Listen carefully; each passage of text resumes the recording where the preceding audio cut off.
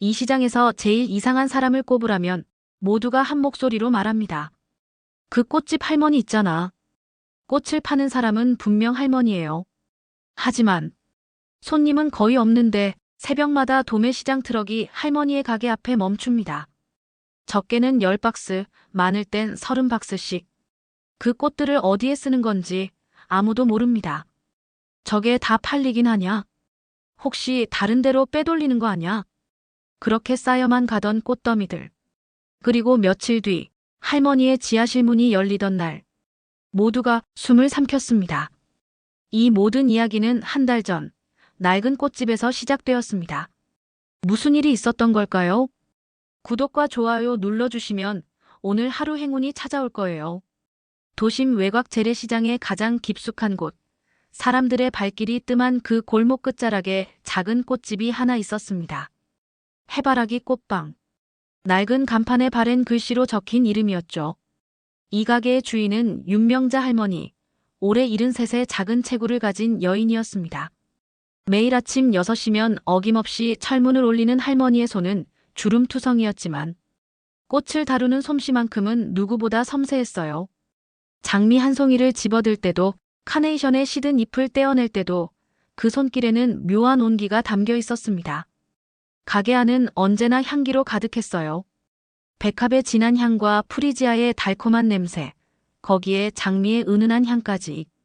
지나가는 사람들은 고개를 돌려 그 향기의 근원을 찾곤 했죠. 하지만 정작 꽃을 사러 들어오는 손님은 많지 않았습니다. 이상한 점은 그게 아니었어요. 할머니는 꽃을 파는 것보다 사는 일이 훨씬 더 많았거든요. 매주 화요일과 금요일이면 어김없이 꽃 도매상에서 큰 트럭이 들어왔습니다. 그때마다 내려지는 꽃상자의 개수는 적게는 10여 개, 많게는 30개가 넘었어요. 주변 상인들은 수군거리기 시작했습니다. 반찬 가게를 운영하는 박진수 씨는 담배를 피우며 중얼거렸죠. 저 할머니 혼자 사시는데 꽃을 저렇게 많이 사서 뭐 하시는 걸까? 파는 것도 아닌 것 같은데 말이야. 과일 가게 주인 김순덕 씨도 고개를 갸웃했습니다. 저 비싼 수입 장미를 한 번에 100송이씩 주문하시더라고요. 도대체 어디다 쓰시는 건지. 혹시 다른 데 빼돌리는 건 아닐까요? 의심은 점점 커져갔어요. 특히 한 달 전부터는 더 이상했습니다. 할머니는 밤 10시가 넘어서야 가게 문을 닫았고 그때마다 큰 트럭 한 대가 가게 앞에 섰거든요. 그리고 꽃상자들을 가득 싣고는 어둠 속으로 사라졌습니다. 박진수는 어느 날 밤 몰래 그 트럭을 따라가 보려 했어요. 하지만 트럭은 골목을 빠져나가자마자 속도를 높여 시야에서 사라져버렸죠. 대체 저 꽃들은 어디로 가는 걸까요? 더 기묘한 건 할머니의 행동이었습니다. 낮 동안 할머니는 가게 안 작은 책상에 앉아 무언가를 열심히 적고 있었어요. 편지를 쓰는 것처럼 보였죠. 한 장, 두 장, 세 장. 때로는 10장이 넘게 쓰는 날도 있었습니다. 누가 봐도 평범한 할머니는 아니었어요. 혼자 사는 노인이 그렇게 많은 돈을 꽃에 쓴다는 것도 이상했고 밤마다 어디론가 꽃을 보낸다는 것은 더욱 의문스러웠습니다. 상인들 사이에서는 온갖 추측이 난무했죠. 혹시 장례식장에 납품하는 건 아닐까? 아니면 불법으로 꽃을 유통하는 건 아닐까? 심지어 어떤 이는 할머니가 거액의 빚을 지고 있어서 이상한 일을 벌이는 거라고 수군거리기도 했습니다. 하지만 누구도 직접 물어보지는 않았어요. 할머니는 늘 조용했고 말수도 적었으니까요. 가끔 인사를 건네면 고개만 살짝 숙이고는 다시 꽃을 만지작거릴 뿐이었습니다. 그렇게 시장의 의심 속에서도 할머니의 하루는 변함없이 흘러갔어요. 아침 6시에 가게 문을 열고 꽃을 정리하고 편지를 쓰고 밤에 꽃을 보내는 일. 그 반복된 일상 속에 대체 어떤 비밀이 숨어 있는 걸까요? 그리고 바로 그날 10년 만에 할머니의 아들이 찾아왔습니다. 시장은 또 한 번 술렁이기 시작했죠. 검은색 승용차에서 내린 40대 중반의 남자. 그는 정장 차림으로 꽃집 안으로 들어갔습니다. 상인들은 궁금증에 목을 빼고 지켜봤어요. 대체 무슨 일이 벌어지는 걸까요? 10년 동안 연락도 없던 아들이 갑자기 나타난 이유는 뭘까요? 그리고 이 모든 것이 할머니의 이상한 행동과 무슨 관련이 있는 걸까요? 해바라기 꽃방을 둘러싼 의문은 점점 깊어져만 갔습니다. 꽃집 문이 열리는 소리에 할머니는 고개를 들었습니다. 역광 때문에 얼굴이 잘 보이지 않았지만 할머니는 단번에 알아챘어요. 저 걸음걸이, 저 체구. 10년 만에 돌아온 아들 윤태호였습니다. 엄마. 남자는 짧게 말했습니다. 할머니의 손이 멈췄어요. 꽃가위를 쥔 채로 그대로 굳어버렸죠. 태호야. 할머니의 목소리는 떨렸습니다. 기쁨 때문인지, 놀라움 때문인지, 아니면 다른 감정 때문인지 알 수 없는 떨림이었어요. 태호는 가게 안을 둘러봤습니다. 여전히 좁고 낡은 공간이었죠.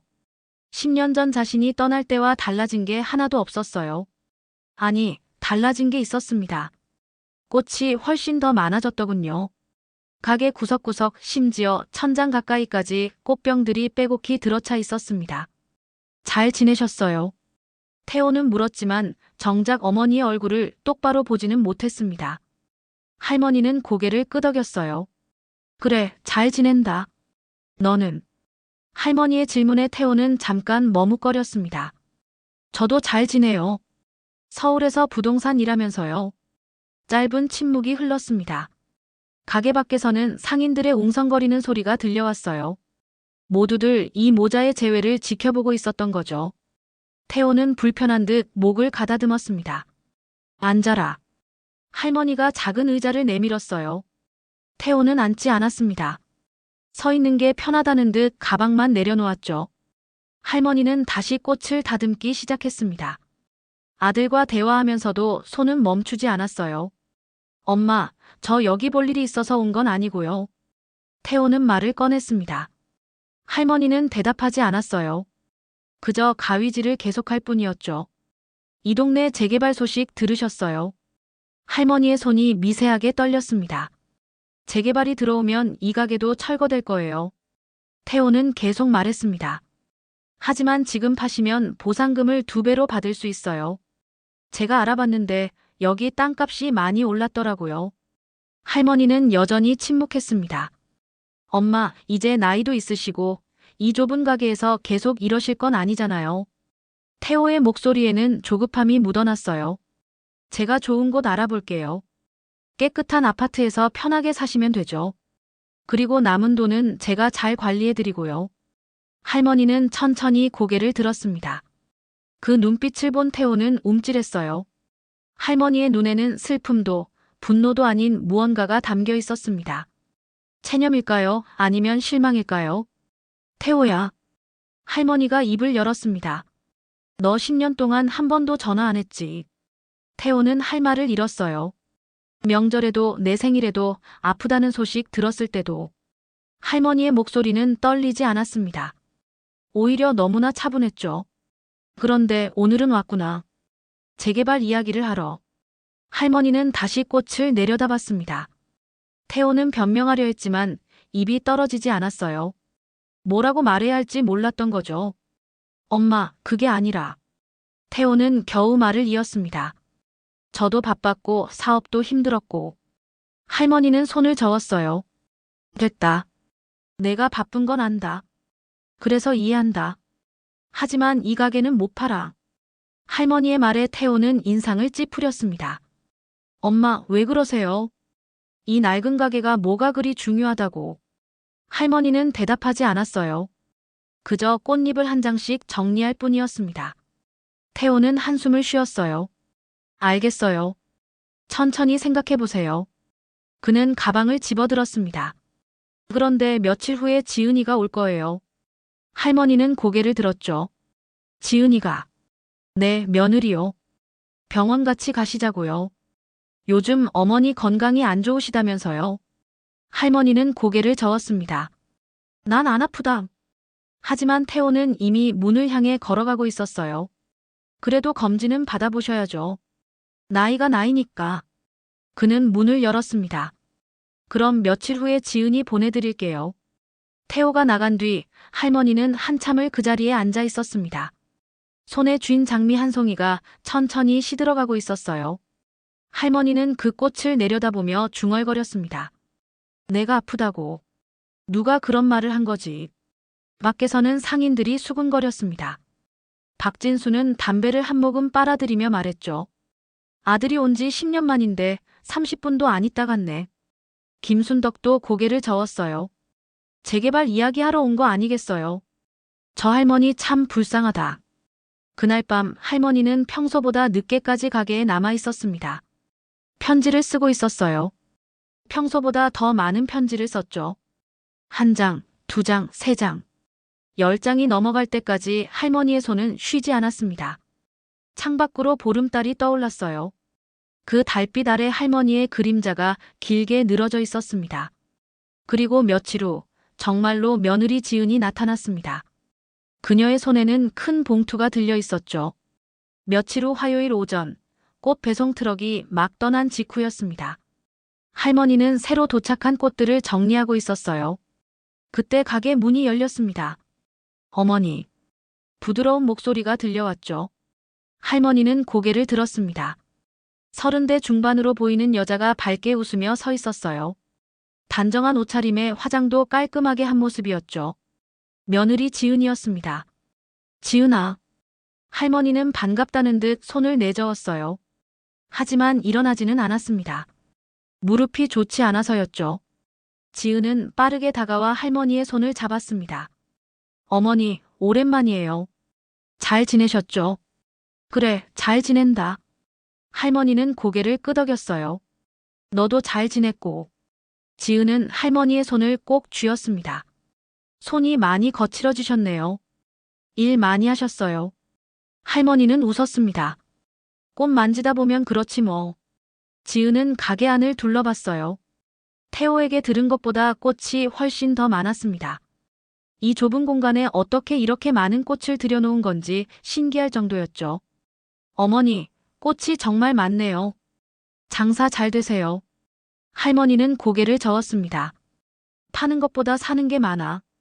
지은은 눈썹을 치켜 올렸어요. 그럼 어디다 쓰세요? 할머니는 대답하지 않았습니다.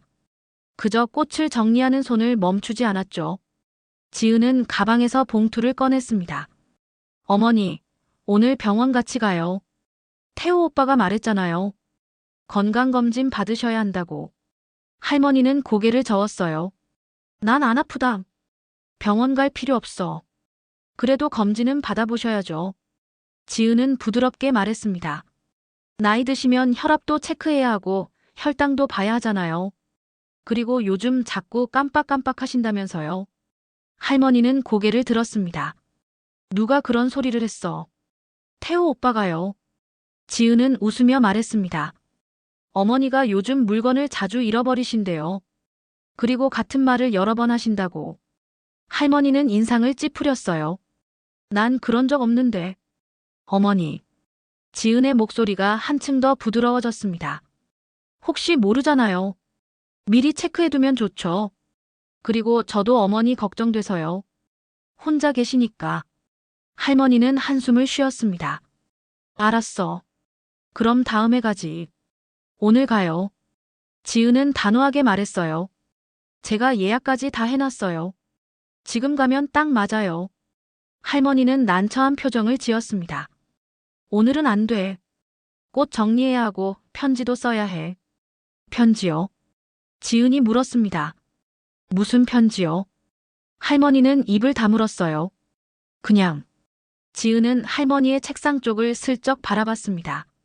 거기에는 편지지 뭉치가 쌓여 있었죠. 어머니, 그런 건 나중에 하셔도 되잖아요. 지은은 할머니의 팔을 잡았습니다. 건강이 제일 중요해요. 어서 가요. 할머니는 더 이상 거절할 수 없었습니다. 지은의 소나기에 힘이 들어가 있었거든요.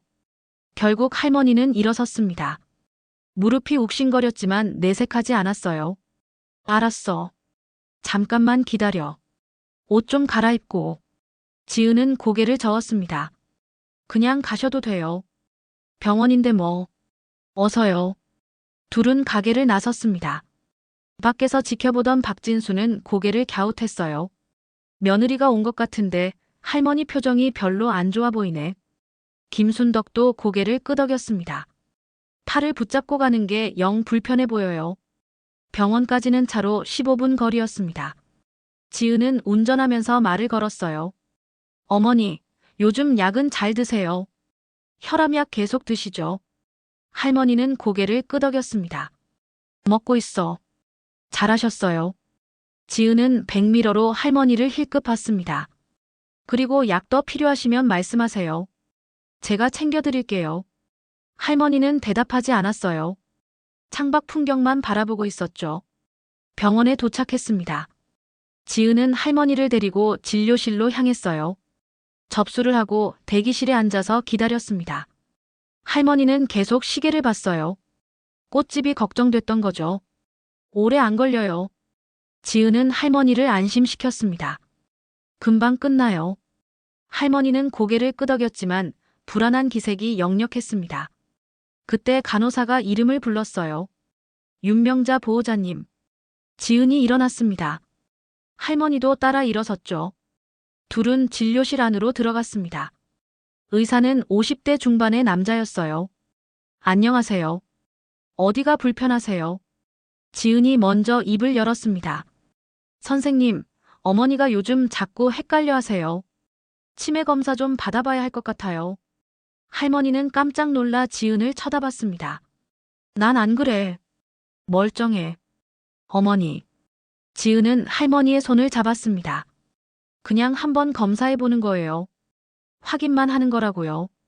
의사는 고개를 끄덕이며 할머니를 봤습니다. 할머니, 오늘 날짜가 어떻게 되죠? 할머니는 대답했습니다. 화요일이야. 10월. 의사는 몇 가지 질문을 더했어요. 할머니는 모두 정확하게 답했습니다. 의사는 기록을 적으며 말했죠. 일단 기본 검사는 해보시죠. 혈액 검사하고 뇌 MRI도 찍어보고요. 지은은 만족스러운 표정을 지었습니다. 네, 선생님. 그렇게 해주세요. 할머니는 불안한 눈빛으로 지은을 바라봤어요. 하지만 지은은 할머니의 시선을 피했습니다. 검사는 2시간 넘게 걸렸어요. 할머니는 지쳐 보였습니다. 검사가 끝나고 다시 대기실로 돌아왔을 때 할머니는 한숨을 쉬었죠. 이제 집에 가자. 지은은 고개를 저었습니다. 결과 나올 때까지 기다려야 해요. 오늘 안 나와. 할머니가 말했습니다. 지은은 웃었어요. 기본 결과는 나와요. 조금만 기다려요. 할머니는 더 이상 말하지 않았습니다. 그저 손을 꼭 쥐고 있을 뿐이었죠. 그리고 그날 이후 할머니의 몸에는 이상한 변화가 생기기 시작했습니다. 병원에서 돌아온 그날 저녁 할머니는 평소보다 일찍 가게 문을 닫았습니다. 몸이 무겁게 느껴졌거든요. 계단을 오르는 것도 힘들었어요. 2층 작은 방에 도착했을 때는 숨이 가빠졌습니다. 할머니는 침대에 앉아 한참을 쉬었어요. 이상했습니다. 아침까지만 해도 멀쩡했는데 병원 다녀온 뒤로 온몸에 힘이 빠지는 느낌이었죠. 그냥 피곤한 건가? 할머니는 그렇게 생각하며 눈을 감았습니다. 다음 날 아침 할머니는 평소 시간에 일어나지 못했어요. 알람 소리가 들렸지만 손이 제대로 움직이지 않았습니다. 겨우 정신을 차리고 시계를 봤을 때는 이미 8시가 넘어 있었죠. 할머니는 황급히 일어났습니다. 꽃 배송이 9시에 오는데. 서둘러 옷을 입고 계단을 내려갔어요. 그런데 중간쯤에서 발이 휘청했습니다. 난간을 붙잡지 않았다면 넘어질 뻔했죠. 가게 문을 열었을 때는 이미 배송 트럭이 와 있었습니다. 기사님이 걱정스러운 얼굴로 물었어요. 할머니, 괜찮으세요? 안색이 안 좋으신데요. 할머니는 손을 흔들었습니다. 괜찮아요. 그냥 좀 피곤해서요. 꽃을 받아 정리하는데 손이 자꾸 떨렸어요. 가위를 쥐는 것도 평소보다 힘들었습니다. 장미 줄기를 자르다가 그만 손을 베고 말았죠. 피가 났지만 할머니는 대수롭지 않게 여겼습니다. 휴지로 감고는 다시 일을 시작했어요. 점심때가 되었을 때 박진수가 반찬을 들고 찾아왔습니다. 할머니, 김치찌개 끓였는데 좀 드세요. 할머니는 고맙다며 받았어요. 하지만 숟가락을 들 때 손이 또 떨렸습니다. 국물이 흘렀죠. 박진수는 이상한 눈치를 챘습니다. 할머니, 어디 아프세요? 손이 왜 그래요? 할머니는 고개를 저었어요. 아니야. 그냥 좀 떨리네. 나이 먹으니까 그런가 봐. 박진수는 걱정스러운 표정이었지만 더 묻지는 않았습니다. 오후가 되자 할머니는 의자에 앉아 편지를 쓰려 했어요. 하지만 펜을 제대로 잡을 수가 없었습니다. 글씨가 흐트러졌죠. 평소 단정했던 글씨체가 삐뚤빼뚤해졌습니다. 할머니는 편지지를 구겨버렸어요. 저녁 무렵 지은이 다시 찾아왔습니다. 손에는 약봉지를 들고 있었죠. 어머니, 병원에서 받은 약이에요. 잘 드세요. 할머니는 약봉지를 받아들었습니다. 이게 뭐야? 혈압약이요. 지은은 웃으며 말했습니다. 의사 선생님이 꼭 드시래요. 그리고 이건 영양제고요. 할머니는 약을 내려다봤어요. 약이 꽤 많았습니다. 이렇게까지 먹어야 해. 당연하죠. 지은은 물을 따라 주었습니다. 건강하셔야죠. 어서 드세요. 할머니는 망설였지만 결국 약을 입에 넣었습니다. 물과 함께 삼켰어요. 쓴맛이 입안에 퍼졌습니다. 매일 드셔야 해요. 지은은 당부했습니다. 아침, 저녁으로 꼭 챙겨 드세요. 제가 내일도 올게요. 할머니는 고개를 끄덕였어요. 알았어. 지은은 만족스러운 표정으로 가게를 나갔습니다. 그날 밤 할머니는 잠을 이룰 수 없었습니다. 머리가 무겁고 어지러웠어요. 천장이 빙글빙글 도는 것 같았죠. 화장실에 가려고 일어났다가 그만 바닥에 주저앉고 말았습니다. 얼마나 시간이 지났을까요? 할머니는 겨우 일어나 침대로 돌아왔어요. 온몸이 땀으로 젖어 있었습니다. 이상해. 할머니는 중얼거렸죠. 내가 왜 이러지? 다음 날도 증세는 계속됐습니다. 아니, 더 심해졌어요. 할머니는 가게 문을 열고도 제대로 서 있을 수가 없었습니다. 벽에 기대어 겨우 버텼죠. 손은 계속 떨렸고 시야도 흐릿했습니다. 지은은 약속대로 다시 찾아왔어요. 어머니, 약 잘 드셨어요. 할머니는 고개를 끄덕였습니다. 먹었어. 지은은 할머니의 상태를 살폈어요. 안색이 안 좋으시네요. 약이 잘 안 맞나 봐요. 그럼 약을 바꿔야 하는 거 아냐? 할머니가 물었습니다. 지은은 고개를 저었어요. 아니에요. 처음에는 다 그래요. 적응 기간이 필요한 거예요. 계속 드시면 나아질 거예요. 지은은 새로운 약봉지를 꺼냈습니다. 이건 좀 더 강한 거예요. 의사 선생님이 바꿔주셨어요. 할머니는 약을 받아들었죠. 약봉지에는 이름도 적혀 있지 않았습니다. 며칠이 지났어요. 할머니의 상태는 점점 더 나빠졌습니다. 걷는 것도 힘들어졌고 말도 어눌해졌어요. 꽃잎을 만질 때마다 손가락 끝이 무감각했습니다. 꽃잎이 왜 이렇게 무거워졌지? 할머니는 혼잣말을 했어요. 박진수는 할머니의 변화를 눈치챘습니다. 예전에는 그렇게 정정하시더니 요즘 많이 안 좋아 보이네. 김순덕도 동의했어요. 며느리가 자주 오는 것 같던데 병원 치료 받으시나 봐요. 하지만 박진수는 뭔가 이상하다고 느꼈습니다. 병원 치료를 받으면 나아져야 하는데 할머니는 오히려 더 안 좋아지는 것 같았거든요. 그리고 며느리가 올 때마다 약봉지를 들고 오는 것도 신경 쓰였어요. 어느 날 저녁 박진수는 우연히 쓰레기통에서 뭔가를 발견했습니다. 할머니 가게 뒤편 쓰레기통이었어요. 거기에 약봉지가 버려져 있었죠. 박진수는 그것을 집어들었습니다. 약봉지에는 이름이 적혀 있지 않았어요. 그냥 흰 봉지에 알약들만 들어 있었습니다. 이상했죠. 병원에서 주는 약은 다 이름이 적혀 있는데. 박진수는 약봉지를 주머니에 넣었습니다. 그날 밤 할머니는 또다시 약을 먹었어요. 지은이 두고 간 약이었습니다. 약을 삼키고 나서 할머니는 침대에 누웠죠. 눈을 감았지만 잠이 오지 않았습니다. 머릿속이 뿌옇게 흐려졌어요. 꽃들이 보였습니다.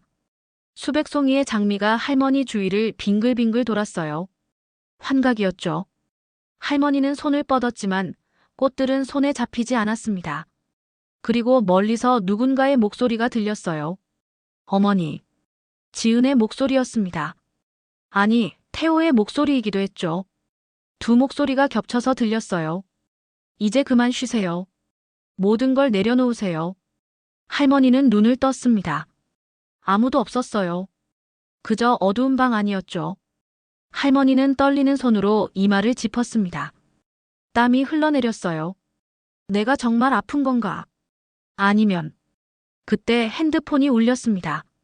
할머니는 겨우 핸드폰을 집어들었어요. 지은이었습니다. 어머니, 내일 또 갈게요. 약 잘 드시고 계시죠? 할머니는 대답했습니다. 응, 먹고 있어. 전화를 끊고 할머니는 약병을 바라봤어요. 작은 의심이 고개를 들기 시작했습니다. 하지만 확신할 수는 없었죠. 며느리가 자신에게 나쁜 짓을 할 리 없다고 생각했으니까요. 다음 날 아침 할머니는 가게 문을 열지 못했습니다. 침대에서 일어날 수조차 없었거든요. 온몸에 힘이 하나도 없었어요. 핸드폰을 찾았지만 손이 떨려서 제대로 잡을 수가 없었습니다. 그렇게 할머니는 방 안에 갇힌 채로 하루를 보냈습니다. 그리고 그날 저녁 시장 사람들은 이상함을 느끼기 시작했습니다. 해가 지고 어둠이 내렸지만 해바라기 꽃방의 불은 켜지지 않았습니다. 박진수는 가게 앞을 지나가다 이상함을 느꼈어요. 할머니는 항상 저녁 8시까지는 가게 문을 열어두셨거든요. 하지만 오늘은 철문이 굳게 닫혀 있었습니다. 할머니. 박진수는 철문을 두드렸어요. 계세요. 아무 대답이 없었습니다. 다시 한번 두드렸지만 여전히 조용했죠. 박진수는 고개를 갸웃하며 자신의 가게로 돌아갔습니다. 다음 날 아침도 마찬가지였어요. 해바라기 꽃방의 철문은 그대로 닫혀 있었습니다. 박진수는 이번에는 옆집 김순덕을 불렀어요. 순덕 씨, 이거 좀 이상한데. 할머니가 이틀째 가게 문을 안 여시네. 김순덕도 걱정스러운 표정을 지었습니다. 아프신 건 아닐까요? 요즘 몸이 안 좋아 보이시던데. 둘은 함께 꽃집 앞으로 갔어요. 철문 틈새로 안을 들여다봤지만 너무 어두워서 아무것도 보이지 않았습니다. 할머니. 김순덕이 큰 소리로 불렀어요. 윤명자 할머니. 그때였습니다. 2층에서 희미한 소리가 들려왔죠. 신음소리 같았어요. 박진수와 김순덕은 서로를 바라봤습니다. 할머니가 위에 계신가 봐요. 박진수가 말했습니다.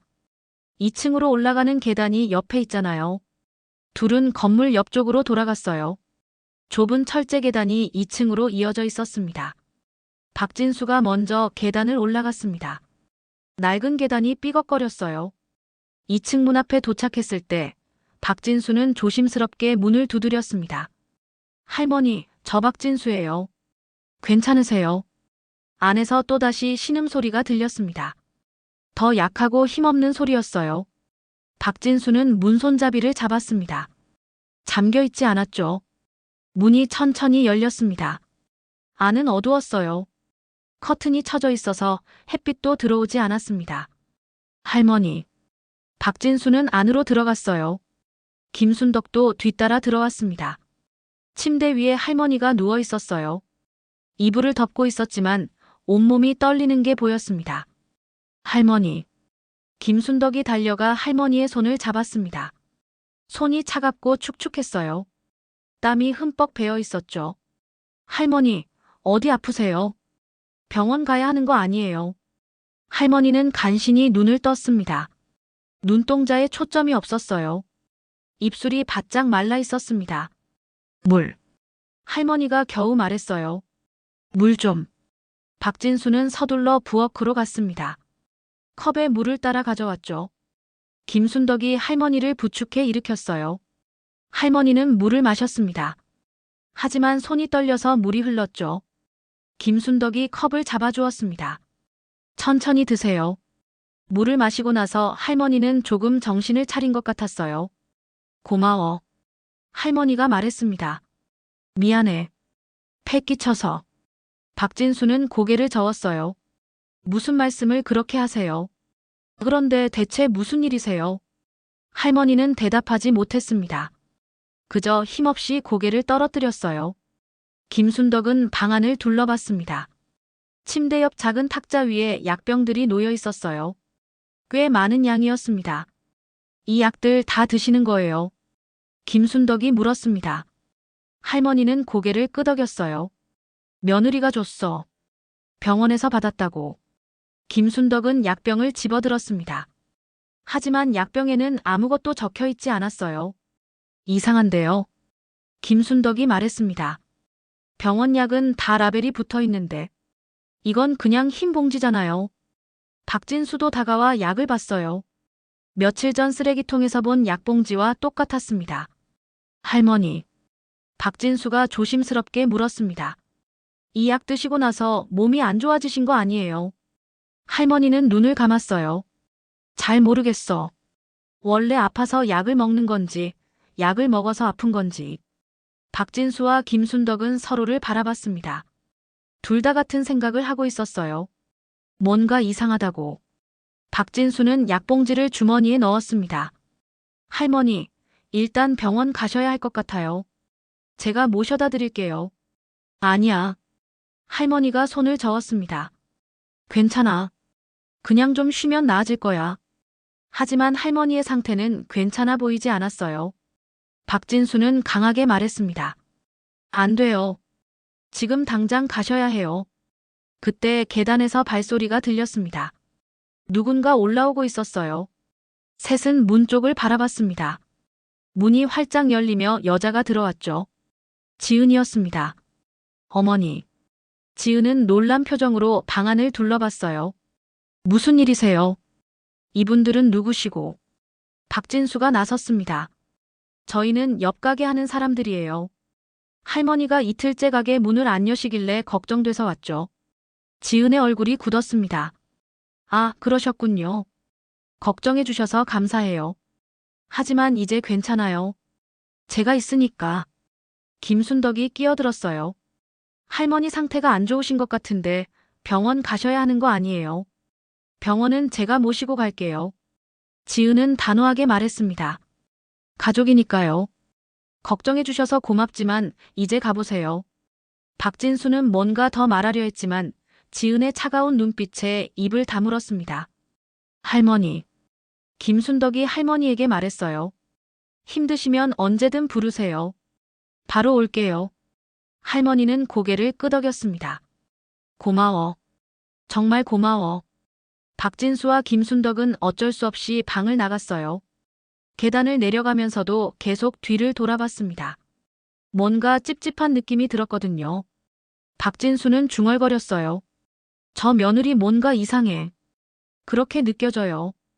김순덕도 동의했습니다. 할머니한테 차갑게 대하는 것 같았어요. 그리고 약도 그렇고. 병원 약이 저렇게 생겼나요? 박진수는 주머니 속 약봉지를 만지작거렸어요. 이거 확인해 봐야겠어. 박진수가 말했습니다. 약국에 가서 이게 뭔지 알아봐야 해. 혹시 모르잖아요. 김순덕은 걱정스러운 표정이었습니다. 설마 며느리가 할머니한테 나쁜 짓을 하는 건 아니겠죠? 글쎄요. 박진수는 고개를 저었어요. 모르겠어요. 하지만 확인은 해봐야죠. 둘은 각자의 가게로 돌아갔습니다. 하지만 마음은 내내 불편했어요. 그날 오후 박진수는 약봉지를 들고 동네 약국으로 갔습니다. 약사는 50대 여자였어요. 약봉지를 열어 약을 받습니다. 인상을 찌푸렸죠. 이거 어디서 나온 약이에요? 그게. 박진수는 사정을 설명했습니다. 약사는 고개를 저었어요. 이거 일반 약이 아닌데요. 약국에서 파는 약도 아니고. 정확히는 모르겠지만 진정제 계열 같아요. 많이 먹으면 위험할 수 있어요. 박진수의 얼굴이 굳었습니다. 진정제요. 할머니한테 왜 그런 약을? 약사가 물었어요. 이 약 누가 드시는 거예요? 나이 많은 분이요. 이른이 넘으신 할머니요. 약사는 심각한 표정을 지었습니다. 노인분이 이런 약을 장기간 복용하면 큰일 나요. 의식이 흐려지고 손발이 떨리고 심하면 의식을 잃을 수도 있어요. 당장 끊으셔야 해요. 박진수는 가슴이 철렁 내려앉았습니다. 그럼 이거 먹고 쓰러질 수도 있다는 말씀이세요? 약사는 고개를 끄덕였어요. 충분히 가능해요. 특히 매일 드셨다면 더 위험하죠. 박진수는 약국을 나와 황급히 시장으로 돌아왔습니다. 김순덕을 찾아 상황을 설명했어요. 김순덕은 깜짝 놀랐습니다. 그럼 며느리가 일부러 그런 약을. 왜요? 대체 왜 그런 짓을 하는 거예요? 모르겠어요. 박진수는 고개를 저었습니다. 하지만 확실한 건 할머니가 위험하다는 거예요. 우리가 뭔가 해야 해요. 김순덕도 동의했습니다. 경찰에 신고해야 하는 거 아니에요. 아직은 확실한 증거가 없어요. 박진수가 말했습니다. 일단 할머니 상태부터 지켜봐야 해요. 그리고 며느리가 뭘 하는지 확인해야죠. 둘은 결심했습니다. 할머니를 지켜보기로. 그날 밤 박진수는 잠을 이룰 수 없었습니다. 할머니 생각뿐이었어요. 그리고 며느리의 차가운 눈빛도 떠올랐습니다. 뭔가 큰일이 벌어지고 있다는 확신이 들었죠. 다음 날 아침 또다시 이상한 일이 벌어졌습니다. 다음 날 아침 박진수는 일찍 가게 문을 열었습니다. 해바라기 꽃방을 지켜보기 위해서였죠. 하지만 할머니의 가게는 여전히 굳게 닫혀 있었어요. 3일째였습니다. 점심때가 되어서야 지은의 차가 골목 안으로 들어왔습니다. 박진수는 반찬을 정리하는 척하며 지켜봤어요. 지은은 차에서 내려 큰 가방을 들고 2층 계단으로 올라갔습니다. 가방이 꽤 무거워 보였죠. 30분쯤 지났을까요? 지은이 다시 내려왔습니다. 이번에는 가방이 훨씬 가벼워 보였어요. 그리고 손에는 서류 뭉치를 들고 있었습니다. 박진수는 눈을 가늘게 떴습니다. 저게 뭘까? 지은은 차에 올라타 빠르게 골목을 빠져나갔어요. 박진수는 김순덕에게 전화를 걸었습니다. 순덕 씨, 며느리가 방금 갔어요. 뭔가 서류 같은 걸 들고 나왔는데. 김순덕도 불안한 목소리로 대답했어요. 이거 정말 이상해요. 할머니는 어떻게 된 거예요? 저녁이 되자 박진수는 다시 2층으로 올라가 보기로 했습니다. 문을 두드렸지만 대답이 없었어요. 문 손잡이를 잡았습니다. 이번에는 잠겨 있었죠. 할머니. 박진수는 큰 소리로 불렀습니다. 저 박진수예요. 괜찮으세요? 안에서 희미한 소리가 들렸습니다. 신음소리였어요. 박진수는 가슴이 철렁했습니다. 할머니가 위험한 상태인 것 같았죠. 그는 서둘러 계단을 내려와 김순덕을 불렀습니다. 이거 안 되겠어요. 박진수가 말했습니다. 문이 잠겨 있는데 할머니는 신음소리만 내시고. 김순덕도 걱정스러운 표정이었어요. 그럼 어떻게 해요? 문을 부숴야 하나요? 아니요. 박진수는 고개를 저었습니다. 일단 오늘 밤에 며느리가 또 오는지 지켜봐야 해요. 뭔가 하고 있는 게 분명해요. 김순덕은 동의했습니다. 그럼 같이 지켜볼까요? 밤 10시가 넘어서였습니다. 골목은 어둠에 잠겨 있었어요. 박진수와 김순덕은 각자의 가게 안에서 창문 너머로 꽃집을 지켜보고 있었죠. 그때 검은색 승용차 한 대가 조용히 골목 안으로 들어왔습니다. 지은이었어요. 그녀는 차에서 내려 주변을 살폈습니다. 아무도 없다고 확신한 듯 트렁크를 열었어요. 그리고 큰 상자 하나를 꺼냈습니다. 상자를 들고 가게 뒤편으로 사라졌죠. 박진수는 숨을 죽였습니다. 뭔가 이상했어요. 왜 앞문이 아니라 뒤로 가는 걸까요? 그는 조심스럽게 가게 문을 열고 밖으로 나왔습니다. 어둠 속에 몸을 숨기며 꽃집 뒤편으로 다가갔어요. 가게 뒤편에는 작은 창문이 하나 있었습니다. 지하실로 통하는 창문이었죠. 박진수는 창문 옆에 몸을 숨기고 안을 들여다봤어요. 지은이 지하실로 내려가는 게 보였습니다. 지하실에는 불이 켜져 있었어요.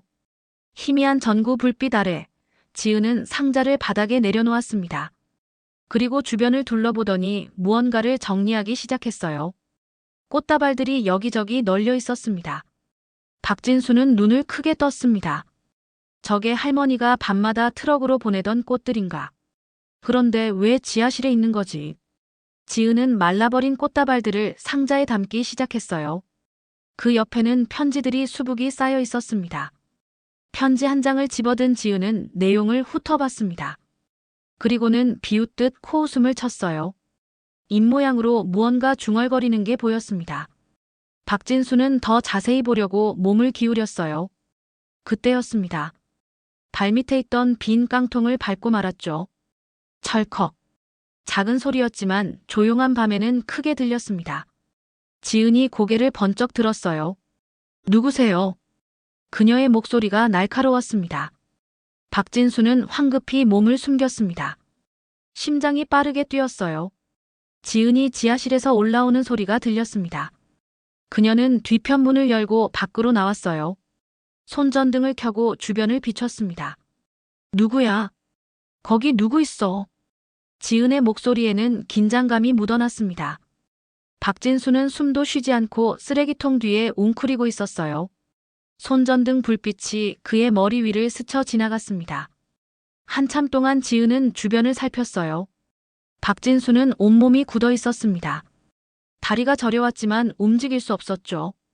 그때 고양이 한 마리가 쓰레기통 사이를 지나갔습니다. 야옹. 고양이 울음소리가 들렸어요. 고양이였구나. 지은은 한숨을 쉬며 중얼거렸습니다. 그녀는 손전등을 끄고 다시 지하실로 들어갔어요. 문이 닫히는 소리가 들렸습니다. 박진수는 그제야 긴 한숨을 내쉬었어요. 조심스럽게 일어난 박진수는 다시 창문 쪽으로 다가갔습니다. 지은은 계속해서 꽃다발과 편지들을 정리하고 있었어요. 그리고 큰 자물쇠가 달린 철제 캐비닛을 열었습니다. 캐비닛 안에는 서류들이 가득했어요. 지은은 오늘 가져온 서류 뭉치를 그 안에 넣었습니다. 박진수는 눈을 가늘게 뜨고 서류를 보려 했지만 거리가 너무 멀어 내용을 확인할 수 없었어요. 지은은 모든 걸 정리한 뒤 캐비닛에 자물쇠를 채웠습니다. 그리고 지하실 불을 끄고 올라갔어요. 박진수는 서둘러 가게 앞쪽으로 돌아갔습니다. 지은이 나오는 모습을 지켜보기 위해서였죠. 잠시 후 지은이 가게 앞으로 나왔습니다.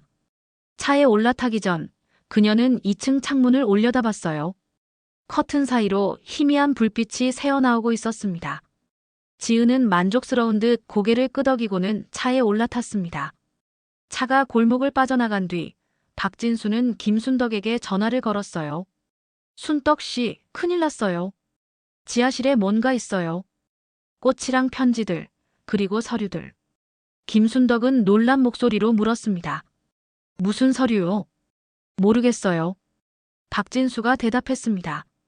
하지만 분명히 중요한 거예요. 자물쇠까지 채워놨으니까.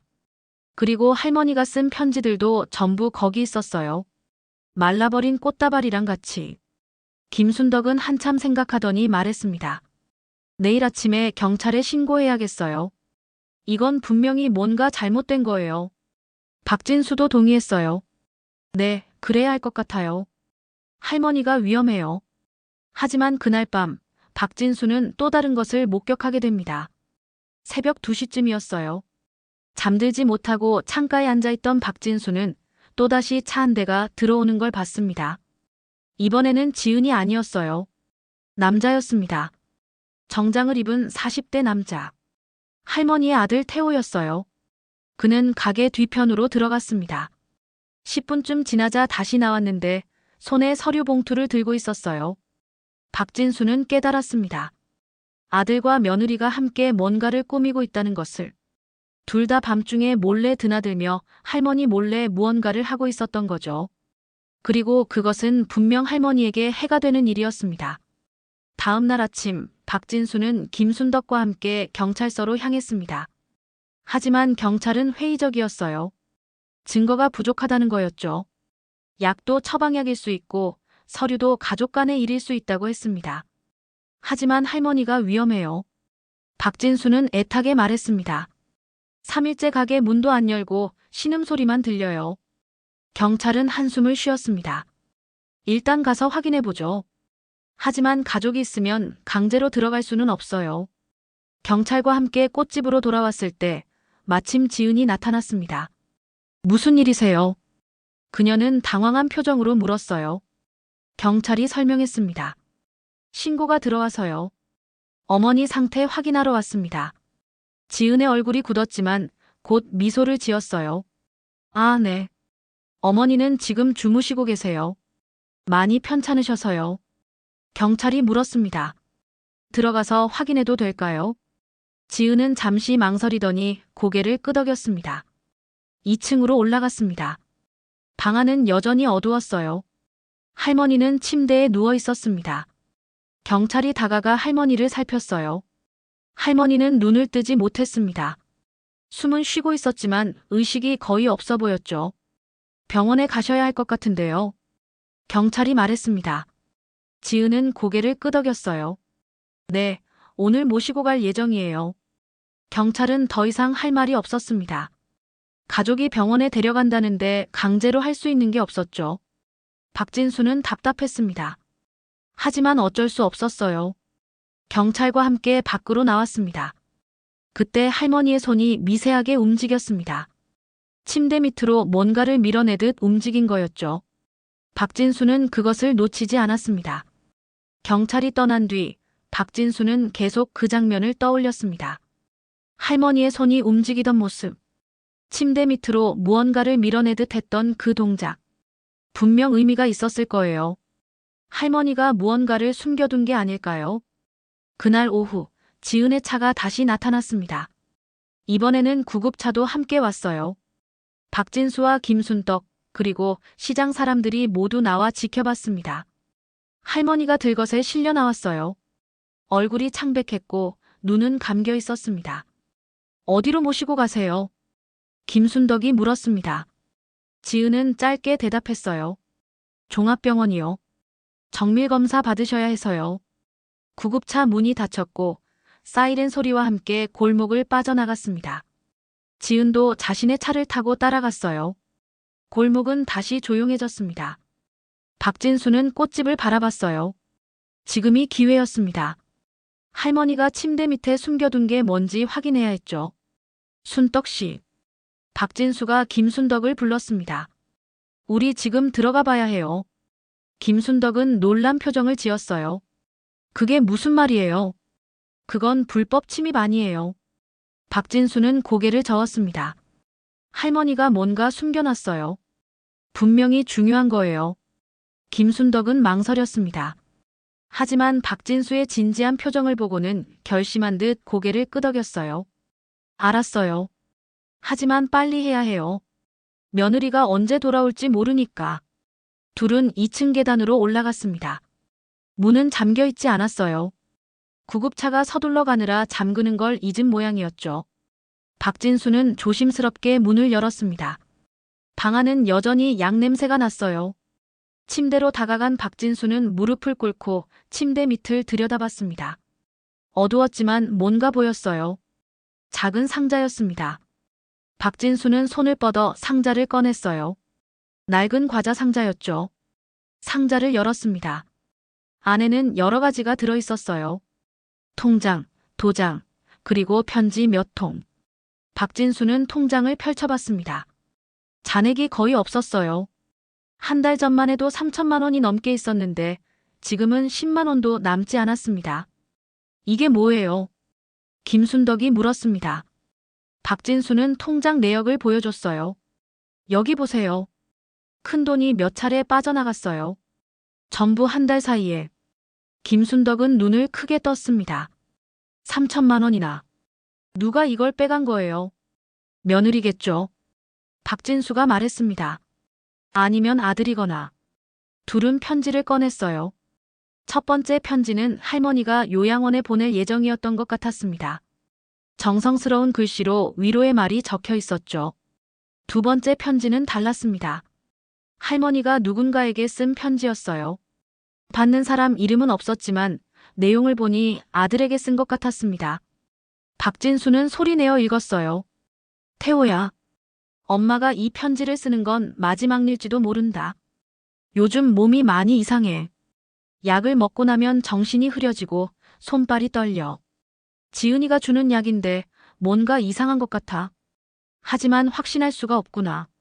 만약 엄마한테 무슨 일이 생기면 지하실을 확인해봐. 거기에 모든 증거가 있어. 엄마가 10년 동안 해온 일들, 그리고 지은이가 가져간 서류들. 엄마는 내가 이 편지를 읽을 일이 없기를 바란다. 하지만 만약을 위해 남겨둔다. 그리고 태호야, 엄마를 용서해다오. 내가 힘들 때 옆에 있어주지 못해서 미안해. 하지만 엄마도 해야 할 일이 있었어. 세상에는 엄마보다 더 외로운 사람들이 많았거든. 그 사람들에게 작은 위로라도 주고 싶었어. 꽃방을 팔지 마. 이건 엄마의 마지막 부탁이다. 이 가게는 단순한 가게가 아니야. 수많은 할머니, 할아버지들의 미소가 담긴 곳이란다. 엄마는 그 미소를 지키고 싶었어. 사랑한다, 우리 아들. 엄마가. 편지를 다 읽은 박진수의 손이 떨렸습니다. 김순덕은 눈시울이 붉어졌어요. 할머니가 이미 알고 계셨구나. 며느리가 이상한 약을 먹인다는 걸. 박진수는 고개를 끄덕였습니다. 그런데 왜 아무 말씀도 안 하신 걸까요? 가족이니까요. 김순덕이 말했습니다. 아들을 믿고 싶으셨겠죠. 설마 자기 아들이 이런 일에 가담했을 거라고는 생각 못 하셨을 거예요. 박진수는 상자 안을 다시 뒤졌습니다. 맨 밑에 작은 수첩이 하나 있었어요. 수첩을 펼치자 날짜와 금액이 빼곡히 적혀 있었습니다. 2월 5일 미화양로원 장미백송이 2월 12일 독거노인 김영수 씨 카네이션 50송이 3월 3일 은빛마을 요양원 백합 80송이 기록은 10년 전부터 시작되어 있었습니다. 할머니는 10년 동안 매달 수백만 원어치의 꽃을 사서 요양원과 독거노인들에게 보내왔던 거예요. 편지와 함께 박진수는 가슴이 뜨거워졌습니다.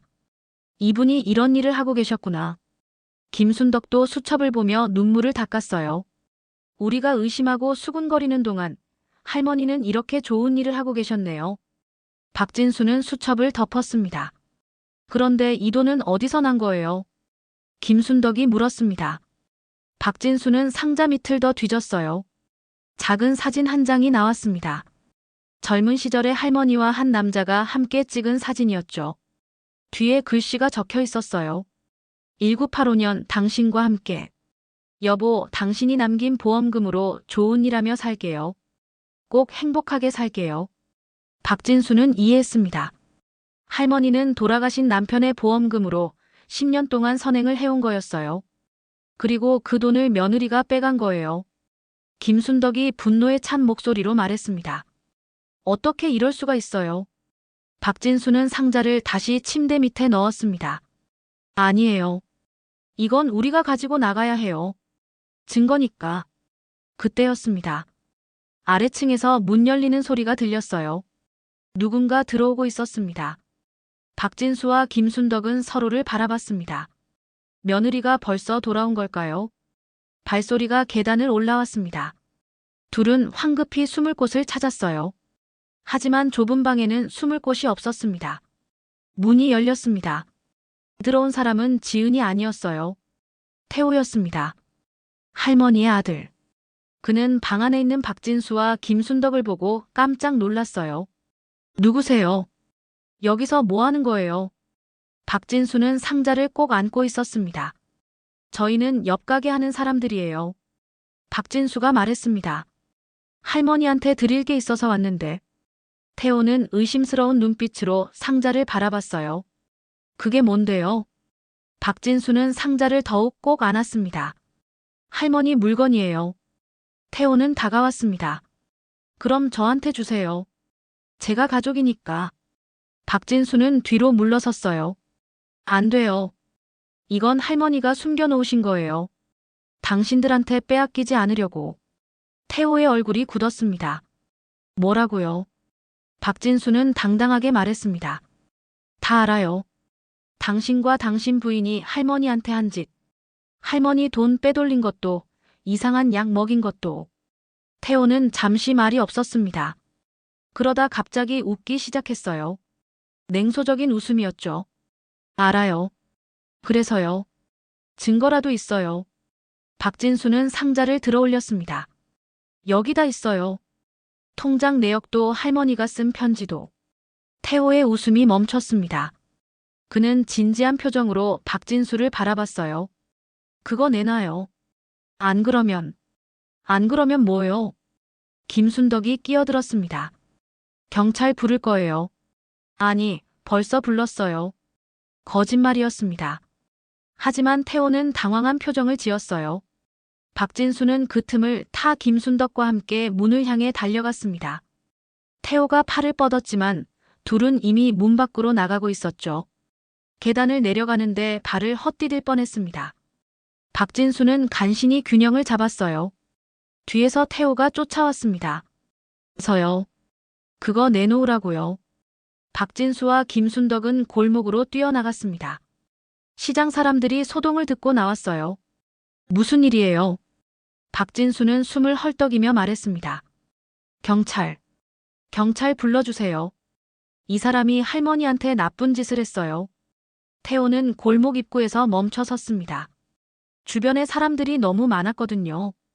그는 박진수를 노려보다가 결국 돌아서서 차를 향해 걸어갔습니다. 차에 올라타 빠르게 떠나버렸어요. 박진수는 상자를 내려다봤습니다. 이 안에 모든 진실이 담겨 있었어요. 할머니의 선행, 그리고 가족의 배신. 이제 이걸 경찰에 가져가야 했습니다. 박진수와 김순덕은 곧바로 경찰서로 향했습니다. 상자를 꼭 안고 있던 박진수의 손은 여전히 떨리고 있었어요. 경찰서에 도착하자 아침에 만났던 그 경찰관이 나왔습니다. 또 오셨네요. 경찰관은 피곤한 표정을 지었어요. 이번엔 무슨 일이신가요? 박진수는 상자를 책상 위에 내려놓았습니다. 증거예요. 윤명자 할머니가 학대당하고 있다는 증거. 경찰관은 눈썹을 치켜 올렸습니다.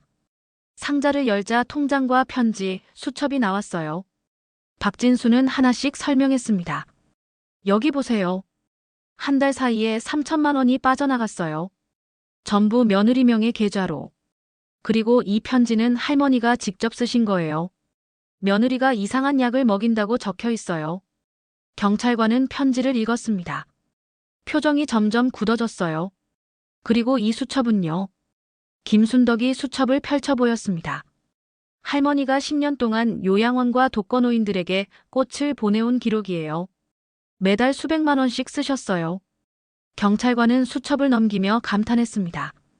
대단하시네요. 그런데 이게 학대랑 무슨 관련이 있죠? 박진수는 약봉지를 꺼냈어요. 며칠 전에 가져온 그 약이었습니다. 이 약을 며느리가 할머니한테 먹였어요. 약국에서 확인했는데 진정제래요. 경찰관은 진지해졌습니다.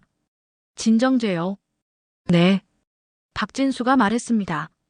노인이 장기간 복용하면 위험하대요. 의식을 잃을 수도 있고요. 그리고 할머니는 지금 병원에 계세요. 거의 의식 불명 상태로. 경찰관은 동료를 불렀습니다. 김 형사, 이것 좀 봐. 나이든 형사가 다가와 서류들을 살폈어요. 심각한 표정이었습니다. 이거 횡령이랑 노인학대 혐의가 충분한데요. 어느 병원에 계신다고 하셨죠? 성모병원이요. 김순덕이 대답했습니다. 구급차가 거기로 갔어요. 형사는 고개를 끄덕였습니다. 지금 바로 가봐야겠어요. 환자 상태 확인하고 보호자 조사도 해야 하고. 저희도 같이 갈 수 있나요? 박진수가 물었습니다. 형사는 잠시 생각하더니 고개를 끄덕였어요. 참고인 자격으로 동행하시죠. 4명은 경찰차에 올라탔습니다. 사이렌을 울리며 병원으로 향했어요. 병원에 도착했을 때는 오후 3시쯤이었습니다. 응급실 앞에는 지은이 서 있었어요. 그녀는 경찰을 보고 당황한 표정을 지었습니다. 무슨 일이세요? 형사가 신분증을 보여줬습니다. 경찰입니다. 환자 상태 확인차 왔습니다. 지은은 억지로 미소를 지었어요. 아, 네. 어머니는 지금 검사 중이세요. 형사가 물었습니다. 어떤 증세로 입원하셨죠? 지은은 대답했습니다. 치매 증세가 심해지셔서요. 의식도 잘 못 차리시고. 치매요. 형사는 수첩을 꺼냈습니다. 그럼 치매 진단을 받으셨나요? 지은은 잠시 말을 더듬었어요. 그게 아직 정확한 진단은. 형사는 날카롭게 물었습니다. 정확한 진단도 없이 치매라고 하신 건가요? 그때 의사가 나왔습니다. 50대 여자 의사였어요. 보호자분 계신가요? 지은이 손을 들었습니다. 저요. 의사는 심각한 표정이었습니다. 환자분 상태가 좋지 않습니다. 혈액 검사 결과 진정제 성분이 다량 검출됐어요. 지은의 얼굴이 하얗게 질렸습니다. 진정제요? 그럴 리가요. 의사는 고개를 끄덕였습니다. 네. 그리고 양이 상당합니다. 장기간 복용하신 것 같아요. 혹시 처방받으신 적 있으세요? 아니요. 지은은 황급히 대답했습니다. 그런 약 드신 적 없어요. 형사가 끼어들었습니다. 의사 선생님, 그 진정제가 어떤 증상을 일으키나요? 의사는 설명했습니다. 의식 혼탁, 손발 떨림, 기억력 감퇴 등이요. 치매 증상과 비슷해 보일 수 있습니다. 형사는 지은을 쳐다봤어요. 그래서 치매라고 하신 거군요. 지은은 뒤로 물러섰습니다. 저는 몰랐어요. 형사는 차갑게 말했습니다. 해명은 서에서 하시죠. 윤지은 씨, 노인학대 및 횡령 혐의로 동행 조사하겠습니다. 지은의 손에서 핸드폰이 떨어졌습니다. 바닥에 떨어진 핸드폰 화면에는 아이 사진이 배경화면으로 떠 있었어요. 형사는 지은을 데리고 복도를 걸어갔습니다. 지은의 발걸음은 무거웠죠. 박진수는 의사에게 다가갔습니다. 선생님, 할머니는 괜찮으실까요? 의사는 한숨을 쉬었습니다. 약물을 끊고 해독 치료를 하면 회복하실 겁니다. 다행히 아직 늦지 않았어요.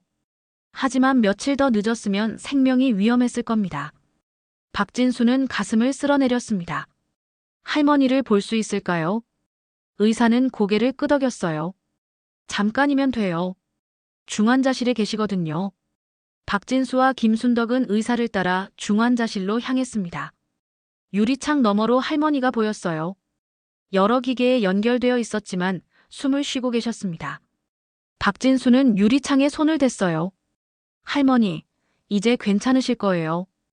우리가 지켜드릴게요. 사흘이 지났습니다. 할머니는 천천히 의식을 되찾기 시작했어요. 눈을 뜨셨을 때 침대 옆에는 박진수와 김순덕, 그리고 시장 상인들이 모여 있었습니다. 할머니. 박진수가 조심스럽게 불렀습니다. 할머니는 천천히 고개를 돌렸어요. 박진수 씨. 목소리는 약했지만 또렷했습니다. 고마워요. 정말. 박진수는 눈시울이 붉어졌습니다. 저희가 해드린 게 없는데요.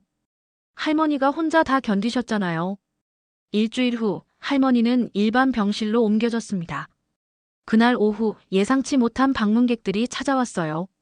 노인 10여 명이 병실 문을 열고 들어왔습니다. 할머니는 깜짝 놀라 그들을 바라봤어요. 명자 씨. 한 할머니가 다가왔습니다. 미화 양로원에 계시던 분이었어요. 저희 소식 들으시고 오셨어요. 할머니 덕분에 저희가 얼마나 힘을 얻었는지 아세요? 또 다른 할아버지가 말했습니다. 매달 보내주신 꽃이랑 편지, 저희 생애 유일한 기쁨이었어요. 할머니의 눈에서 눈물이 흘러내렸습니다. 제가 한 게 뭐라고. 그저 꽃 좀 보내드린 건데. 한 할아버지가 할머니의 손을 잡았어요. 아니에요. 할머니는 저희한테 세상이 아직 따뜻하다는 걸 보여주셨어요. 외롭지 않다는 걸 느끼게 해주셨고요. 할머니는 흐느꼈습니다. 노인들은 모두 할머니를 둘러싸고 눈물을 흘렸어요. 박진수와 김순덕도 복도에서 그 장면을 지켜보며 눈물을 닦았습니다. 이게 진짜 가족이구나. 김순덕이 중얼거렸습니다. 한 달이 지나 할머니는 퇴원했습니다. 시장으로 돌아온 날 골목 전체가 현수막으로 장식되어 있었어요. 윤명자 할머니 퇴원 축하합니다. 해바라기 꽃방은 꽃으로 가득 채워져 있었습니다. 모두 시장 상인들과 요양원에서 보내온 것들이었죠. 할머니. 박진수가 할머니를 가게 안으로 모셨습니다. 가게는 깨끗이 청소되어 있었고 새 간판도 달려 있었어요. 해바라기 꽃방 마이너스 사랑을 전하는 곳. 할머니는 간판을 올려다보며 미소 지었습니다. 그날 저녁 시장에서는 작은 잔치가 열렸어요. 상인들이 음식을 준비했고 요양원에서 온 어르신들도 함께했습니다. 할머니는 그 한가운데 앉아 계셨죠. 모두가 할머니를 축하하며 박수를 보냈습니다. 박진수는 할머니 옆에 앉아 물었습니다. 할머니, 이제 꽃방 계속하실 거예요? 할머니는 고개를 끄덕였어요. 당연하죠. 아직 보내드려야 할 꽃이 많아요. 그리고 이제는 혼자가 아니잖아요. 여러분이 다 계시니까. 김순덕이 말했습니다. 저희가 도와드릴게요. 꽃 배달도 하고 편지도 같이 쓰고. 할머니는 두 손을 모았습니다. 고마워요. 정말 고마워요. 시장 사람들이 일제히 박수를 쳤어요. 그로부터 6개월 후 재판이 열렸습니다. 할머니는 법정의 증인으로 섰어요. 판사는 할머니에게 물었습니다. 피고인들에 대한 최종 의견을 말씀해 주시겠습니까? 할머니는 잠시 침묵했습니다. 법정안은 조용했어요. 지은은 피고석에서 고개를 숙이고 있었고 태호는 할머니를 바라보지 못했습니다. 할머니는 천천히 입을 열었어요. 지은이는 벌을 받아야 해요. 법대로요. 하지만 할머니는 잠시 숨을 고르셨습니다. 하지만 저는 용서할 거예요. 언젠가는요. 그게 제가 평생 배운 방식이니까요. 미움보다는 사랑을, 분노보다는 용서를 선택하는 것. 그게 제 남편이 가르쳐준 삶의 방식이에요. 법정 안에서 흐느끼는 소리가 들렸습니다. 지은이었어요. 그녀는 얼굴을 두 손으로 가리고 울고 있었습니다. 어머니, 죄송해요. 정말 죄송해요. 할머니는 고개를 끄덕였지만 아무 말도 하지 않았습니다. 판결이 내려졌습니다. 지은은 징역 3년, 태호는 징역 2년의 집행유예. 그리고 횡령한 돈은 전액 변제 명령이 떨어졌어요. 법정을 나서는 할머니를 박진수가 부축했습니다. 할머니, 괜찮으세요? 할머니는 고개를 끄덕였어요. 괜찮아요. 이제 진짜 새로 시작하는 거예요. 2년이 흘렀습니다. 해바라기 꽃빵은 이제 시장에서 가장 유명한 가게가 되었어요. 하지만 꽃을 파는 가게가 아니라 사랑을 나누는 가게로 유명했죠. 매주 수십 명의 자원봉사자들이 찾아와 할머니와 함께 꽃다발을 만들었습니다. 그리고 그 꽃다발들은 요양원, 병원, 독거노인 가정으로 배달되었어요. 각 꽃다발마다 손편지가 함께 갔습니다. 할머니가 시작한 일은 이제 온 동네의 일이 되었죠. 어느 봄날 할머니는 가게 앞에 앉아 꽃을 다듬고 계셨습니다. 햇살이 따스했어요. 그때 한 남자가 가게 앞에 섰습니다. 할머니는 고개를 들었어요. 태호였습니다. 엄마. 태호는 떨리는 목소리로 말했습니다. 할머니는 잠시 아들을 바라봤어요. 그리고 천천히 고개를 끄덕였습니다. 들어오렴. 태호는 눈물을 흘리며 가게 안으로 들어갔습니다. 둘은 오랫동안 아무 말도 하지 않았어요. 그저 함께 꽃을 다듬었습니다. 장미 한 송이, 카네이션 한 송이. 시간이 천천히 흘렀죠. 그리고 해질 무렵 태호가 물었습니다. 엄마, 제가 도울 수 있는 일이 있을까요? 할머니는 웃으며 대답했습니다. 많지. 꽃다발 배달할 곳이 아직 100군데는 넘거든. 그날 저녁 해바라기 꽃방 앞에는 작은 표지판이 하나 더 세워졌습니다. 박진수가 직접 만든 것이었어요. 거기에는 이렇게 적혀 있었습니다. 이 꽃집은 10년 동안 수천 명의 어르신들에게 사랑을 전했습니다. 그리고 앞으로도 계속 전할 것입니다. 꽃은 시들지만 마음은 영원히 남습니다.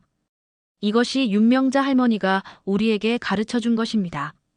그 아래 작은 글씨로 이렇게 덧붙여져 있었어요. 당신도 동참하실 수 있습니다. 사랑은 나눌수록 커지니까요. 밤하늘에 별이 떠올랐습니다. 해바라기 꽃방의 불빛이 따스하게 골목을 비췄어요. 그리고 그 안에서 할머니는 내일 보낼 꽃다발을 준비하고 계셨습니다. 여전히 변함없이 사랑을 전하기 위해서. 윤명자 할머니 이야기 어떠셨나요? 조용히 선행을 실천하시는 분들이 많이 계십니다. 그분들의 작은 실천이 모여 누군가의 하루를, 누군가의 인생을 바꿉니다. 그리고 아들과 며느리가 잘못된 선택을 했지만 윤명자 할머니는 용서라는 선택을 합니다. 미움보다는 사랑을, 분노보다는 용서를 선택하는 것. 남편이 알려준 삶의 방식이었죠. 그리고 기억해 주세요. 꽃은 시들지만 마음은 영원히 남는다는 것을. 여러분의 작은 관심과 사랑이 누군가에게는 세상을 살아갈 이유가 될 수 있습니다. 이 영상이 여러분께 작은 감동과 위로가 되었기를 바랍니다. 오늘도 좋은 하루 보내세요. 시청해 주셔서 감사합니다.